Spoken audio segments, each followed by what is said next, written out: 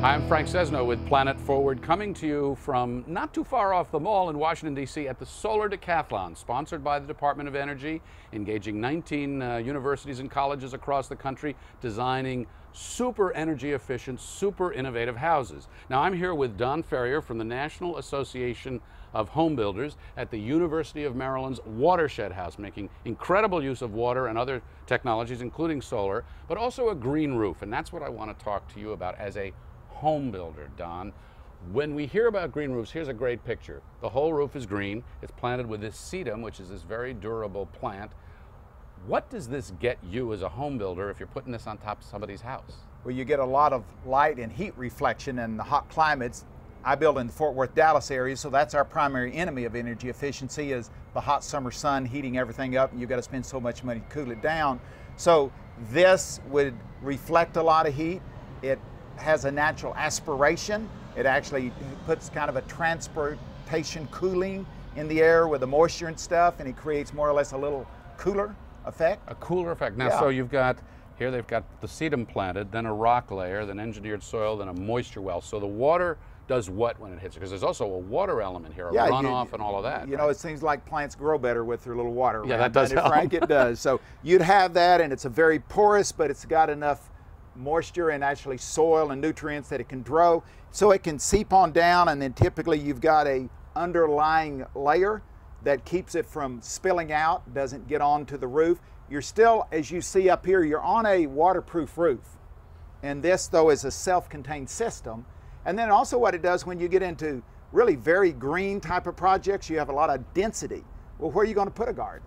You know, so it gives you a spot on the roof that you can grow some kind of plants or gardens, and some of them are deeper, so you might even grow a small vegetable garden. A vegetable garden? Right. So I can go on the roof and pick my tomatoes. You're right. The more weight, you know, the more depth, the more weight. So you've got to be careful about the structure.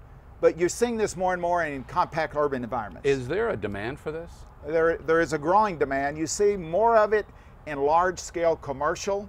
You know, maybe you've got a big building. Yeah, 20,000 unit townhouse, and they'll have a terrace on the 4th, 5th, 10th floor, and you'll see this. So here's the, if you come over here, okay. here's the cross section, right? So we can see this on the roof. They got a snow guard, because this is Maryland, not Texas. Yeah, we have stuff called imagine snow. that. You don't have much snow. Right, no. So the idea here is you're managing the runoff because some of this water is absorbed. That's you're exactly doing right. something green, so you're reflecting, absorbing heat, That's right. preventing it from hitting the roof itself. What are there other benefits from this in terms of saleability or marketability of the home? You know, it's just kind of the way to get back to nature in a way. You know, we get in all this concrete jungle, this urban environment with asphalt and concrete and hard surfaces.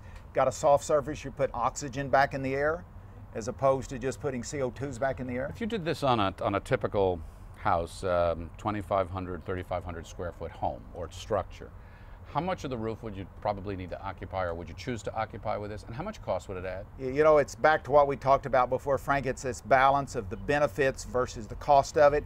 What we're seeing in our environment is people are just putting small little patches of this out there to do some. You would see some of the projects that would be very large. It can get very expensive on a large scale basis. So something like this roof over your head here, which is basically the entire structure is taken up with this green roof. How much ballpark would something like that, if you were building it? If you're doing something like that, I expect probably another $20,000. $20,000? It just the size. One is you got the extra weight, so the structure of the house has to add up, and then you're adding this whole layer of environment. We've done some smaller ones that we've talked about that may be a 10 by 10 or something, you know, and they may be costing another $800 to $1,000.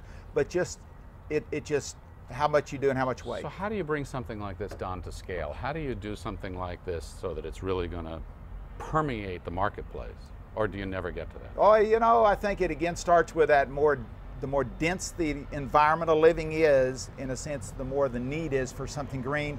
So instead of buying a piece of land, which is phenomenally expensive in a very highly dense urban area, this then gets to be relatively cost effective. You like this? Yeah, I like it. You have it on your house? We don't have it on our house, but I have it on my sister's house, and I have it on my mom's house when she was still with us. All right, so green roofs. So if you're interested in green roofs, or if you've done it yourself, or you've got any questions for Don Ferrier or for us about green roofs, please contact us. This is where the innovations begin, where we discuss them, at planetforward.org.